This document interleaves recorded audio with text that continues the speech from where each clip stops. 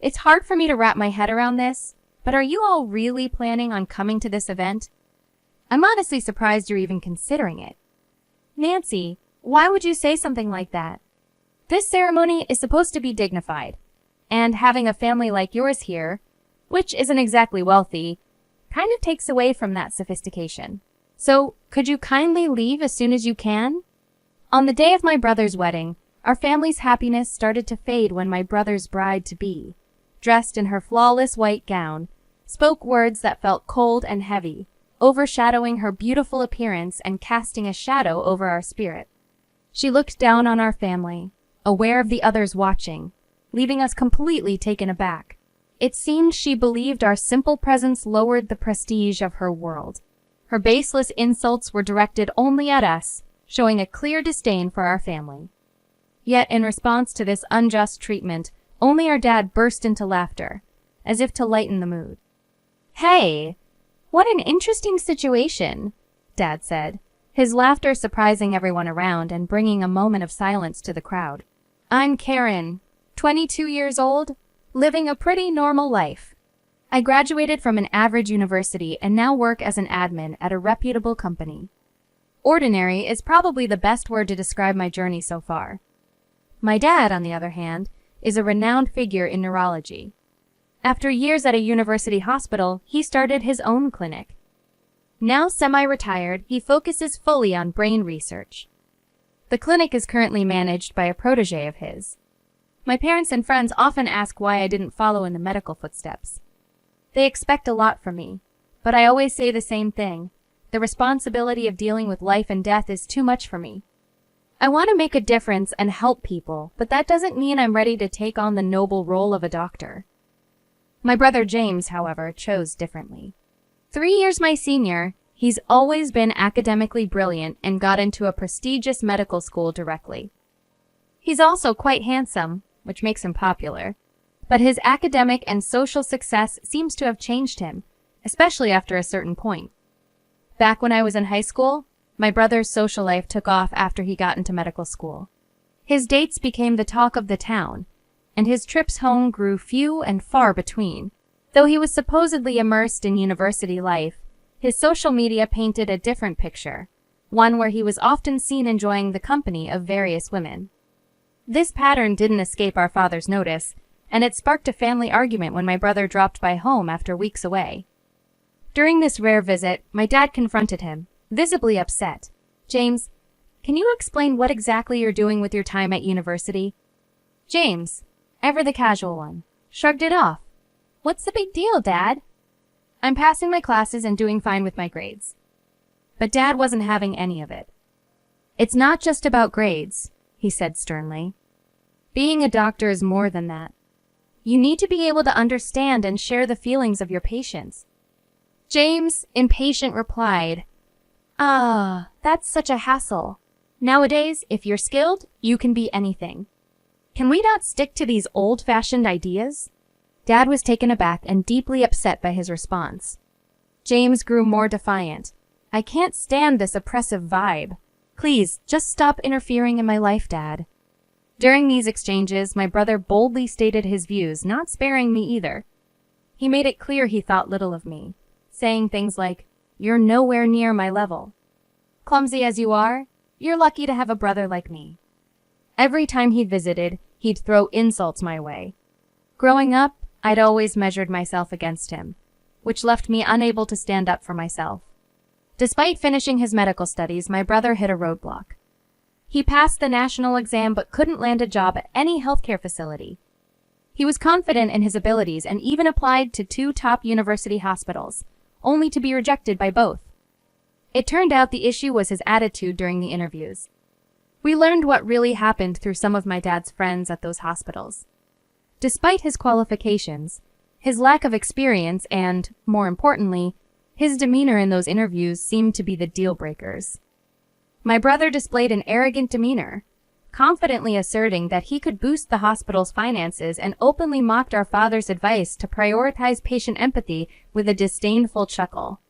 Upon learning about my brother's predicament, my father, torn between disappointment and hope, addressed him with a blend of calm and authority. "James, You'll start working at our family clinic for now, he proposed. My brother was taken aback. Why should I do that? My father calmly but firmly pressed on. It's a temporary measure until you find your footing elsewhere. Use this time to get back to the basics. James accepted, albeit grudgingly, his face a mix of resignation and discontent. His attitude toward our family was unmistakably filled with resentment. Yet, in his confusion and frustration, he was embraced by our father, who offered him a chance to start anew. Whether motivated by paternal love, professional ethics, or another reason, my father hoped James would evolve into a compassionate doctor. Despite this, James showed no signs of wanting to meet those expectations. Now employed at our father's clinic, patient grievances about him are frequent, and rumors of his poor conduct spread widely. Instead of improving, James's egocentric behavior has intensified within the clinic. He boasts about eventually succeeding our father as the clinic's director, causing unease among everyone. We're left to hope that, eventually, my father's sincere wishes will resonate with James. In the midst of this, James brought home a surprising guest to introduce to us as his fiancée A. "This is my fiancée A," he announced with assurance. We were rendered speechless by the abruptness of the introduction. While his fiancée A appeared sophisticated and well-mannered at first glance, there was something off about her demeanor and smile that made me uneasy. The way she looked at our family with a subtly arrogant smile raised questions and discomfort within me. I couldn't help but wonder what lay behind that unsettling presence. Was it all in my head, or was there something more to be wary of? The unease I felt since the day we met my future sister-in-law lingers. Despite my reservations, the wheels for my brother's wedding were set in motion. Since getting engaged, my brother, who once lived by himself, started coming home more often. Yet, these visits weren't about cherishing family time. They were about seeking financial aid from our parents for his upcoming wedding. Just the other day, he was asking for a significant sum for the wedding, I remember. "James," my father began, "I'm glad you're getting married, but as someone about to start a new family, you need to connect with each patient genuinely." "How many times will I hear this lecture?" "I engage with my patients enough," James retorted, clearly annoyed. "Then why do we keep hearing complaints?"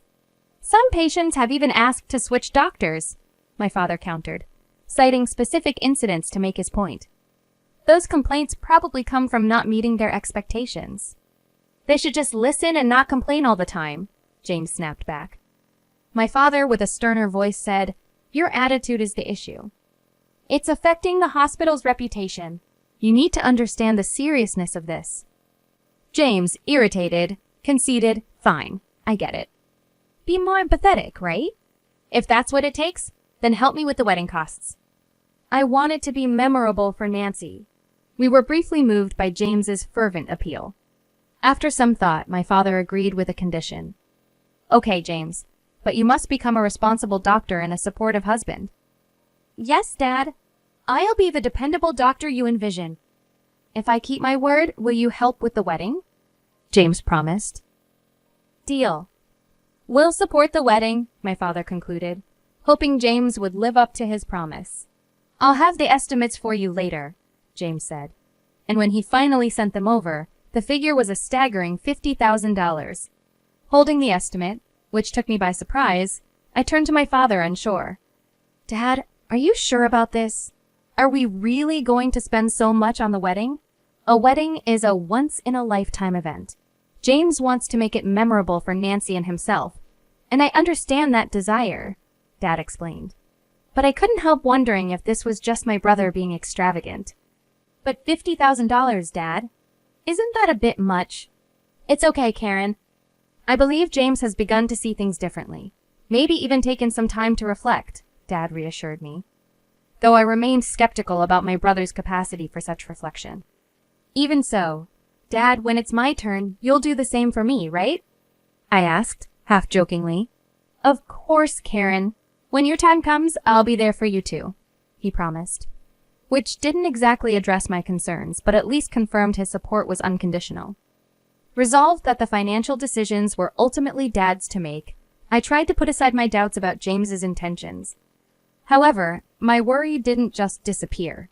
On a day off, As I was enjoying some shopping in the city center, I unexpectedly bumped into James and Nancy. They greeted me with smiles that seemed to carry a hidden agenda. "Look who it is, Karen. Long time no see. You're coming to the wedding next month, right?" James asked, as if there was any chance I'd miss it. "Of course, I'll be there." "I wouldn't miss it for the world," I replied, though the enthusiasm wasn't mutual. "Just make sure you bring a nice gift, okay?" James added, setting an awkward tone. Nancy then chimed in. "Karen, have you thought about how much you're going to give for the wedding gift?" I hesitated.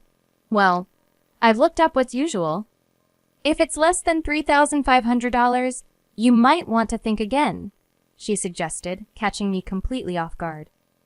"Is that normal?" I asked, puzzled by such an expectation. "It's only common sense, right? Especially for family," Nancy insisted, leaving me flabbergasted. This was the first I'd heard of such common sense, and it left me wondering where these expectations were coming from. Understanding the usual range for a wedding gift from siblings to be around $800 to $12, I had initially decided to generously contribute $2,000 to steer clear of any potential friction. Yet, being confronted with such a staggering and unexpected demand from Nancy left me dumbfounded. The audacity to suggest a gift of at least $3,500 was something I couldn't fathom. What assumptions were they operating under to demand such a significant amount, especially from someone not directly involved in the wedding? This incident only intensified the uneasy feelings I had harbored since our first encounter, painting my future sister-in-law as someone who might prove challenging to get along with. After processing the shock, I discussed this development with my parents back home. To my surprise, they maintained a composed stance and concurred that $2,000 was a fitting sum for a wedding gift. Despite my reluctance to bend to Nancy's unrealistic expectations, I agreed to proceed with the original amount I had in mind, believing it to be a judicious choice under the circumstances. With mixed feelings of duty and anticipation, coupled with ongoing reservations about my brother's choices, I attended his wedding. Dressed in an elegant green ensemble, I allowed the celebratory ambiance, with its vibrant decorations and sumptuous banquet, to momentarily distract me from my concerns. The ceremony was beautiful, transporting us through time with its splendor. However, the time for photos brought an unwelcome jolt back to reality. As Nancy and my brother approached our table, her smile carried an unmistakable tinge of contempt. "Oh, just showing up like usual, huh? Having a poor family here really drags down the whole events class. Maybe you could leave a bit early?" she suggested with a sneer. Her words were like a slap in the face, igniting a fury in me I hadn't known before. The notion of being labeled as a poor family was absurd and utterly reprehensible. Not just IE, but our parents too were taken aback, rendered speechless by such blatant disrespect. My brother's reaction, a hearty laugh, only added insult to injury, leaving me staring at him, bewildered and demanding an explanation for such inexcusable behavior. My voice shook as I confronted my brother. "Wait, how can you just stand there? Why would Nancy say something so terrible?" I demanded an explanation, puzzled and hurt. James's response was filled with a smug arrogance. "Because it's true. You're looking at the winner here. I'm on my way to becoming the head of the clinic, a real success in life," he boasted, his laughter ringing with contempt. It was as if he was announcing his victory to us, the so-called losers, completely oblivious to the fact that his position was largely thanks to our father's support. Our family was stunned into silence, but Nancy wasn't finished. "When will you stop groveling to James? Relying on your child's success? How pathetic," Nancy sneered, turning her mockery towards me. "You work at some low-tire company, don't you? And a wedding gift of just $2,000? How laughable!" I tried to defend myself, but her words cut deep. "It's just that I began," but she continued her relentless critique, insinuating that we were all trying to ride on my brother's coattails because he was destined to be the next clinic director. "Next clinic director?" I echoed in disbelief. "Yes, exactly. James is the chosen one," Nancy said, as if this was the most obvious thing in the world. Standing beside her, James wore a look of satisfaction, as if everything Nancy said was an indisputable truth. According to Nancy, our family was financially struggling, a narrative my brother seemed to have shared, painting himself as the clinic's future leader, a claim that was news to everyone, including the current director. The mood among the guests shifted uncomfortably at these revelations. James and Nancy, however, seemed unaffected, their smiles growing even more disdainful. But the moment that changed everything was when my father suddenly burst into laughter. His deep, hearty laughter filled the room, altering the atmosphere entirely. "What a splendid joke this is," he declared, still chuckling. Feeling uneasy, I turned to him for some kind of reassurance. "It's fine. Just let it go." "Let's head home," he said, still laughing. His laughter somehow made it easier to breathe, reminding us that the value of our family couldn't be diminished by such baseless arrogance. I stood there, shocked, as my father announced we were leaving the wedding early. "We're not welcome here, just seen as a poor family to mock," he said with a resignation that took me by surprise. I wanted to protest, to argue that we shouldn't let their words drive us away, but my father was already moving towards the exit. Meanwhile, my brother and his wife seemed almost eager to see us leave. Then, turning to James with a serene composure, my father said, "I'm not sure why you feel the need to pretend, but you should keep your ego in check." James, taken aback, responded, "What do you mean, Dad?" "I'm not pretending anything." "Is that so?" My father continued then, "As the next director, you should be able to demonstrate your abilities elsewhere, not just rely on this hospital." He then discreetly spoke to the current director, who nodded in agreement with whatever was being discussed. "Now leave this place. Find a job at another hospital," my father advised James, who was visibly stunned by this directive. "If you're truly meant to be a director, you'll succeed anywhere with your skills. Or is it that you're not as confident as you claim?" Caught off guard, James fell silent, his defiance melting away. Nancy, by his side, turned pale, gripping his arm tightly, unable to comprehend the situation. "James, what's going on? How can your dad dismiss you like that?" James remained silent, his body language reflecting a turmoil of emotions he couldn't articulate. Nancy's voice became more insistent, seeking clarity on the promises James had made about their future. Amidst her probing, James seemed lost, disconnected from the conversation around him. Observing this, my father offered a smile filled with patience and understanding. "Nancy, there's more to the story than you know. The hospital James works at is the same one I used to run," he explained, revealing a truth that surprised her. "But Dad, aren't you working independently now?" Nancy questioned, echoing one of the many fabrications James had spun. The reality was far from the tales James had told. My father's gentle clarification began to unravel the web of deceit, painting a picture of the situation that was rooted in truth, not in the inflated stories James had shared. The reality of our family situation is much different from what Nancy had been led to believe. I am indeed a doctor. My wife dedicates herself to our home, and Karen has a stable job in a leading management position within a prominent company. This revelation shocked Nancy, dismantling the illusion that we were a financially struggling family. In truth, James has faced numerous setbacks in his medical career, and I've had to support him through his job search challenges. There was never a plan to appoint him as the director of the hospital. The unfolding events at the wedding solidified my decision that releasing James from his position at the hospital was the right move, allowing me to do so without any reservations. As I laid bare these truths, the atmosphere shifted dramatically, burdening Nancy with a new reality. When I announced my decision to let James go and refused to cover the extravagant $50,000 wedding bill, Nancy's disbelief and distress were palpable. With a steady resolve, I signaled for us to leave the venue, my wife and Karen following suit. As we departed, Nancy's protests lingered in the air, a stark contrast to the composed exit we made. The aftermath of that day was telling. The wedding ceremony was ultimately called off. The guests dispersed, and the anticipated funds to cover the wedding expenses were not realized, placing a heavy financial burden on James and Nancy. Both found themselves jobless, with Nancy having quit her job in expectation of a more comfortable life, and James, despite being a doctor, struggling to secure stable employment. The financial strain forced them into debt as they scrambled to manage through part-time work, their hopes of securing positions in reputable hospitals growing dimmer.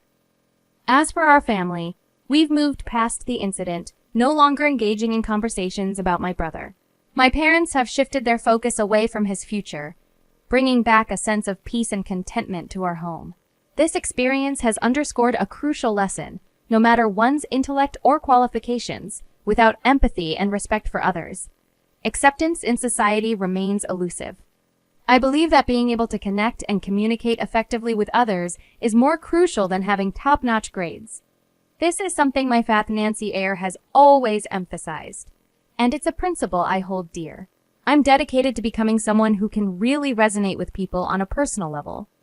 Moving forward, I'm committed to putting even more effort into enhancing my ability to interact and build meaningful relationships with those around me.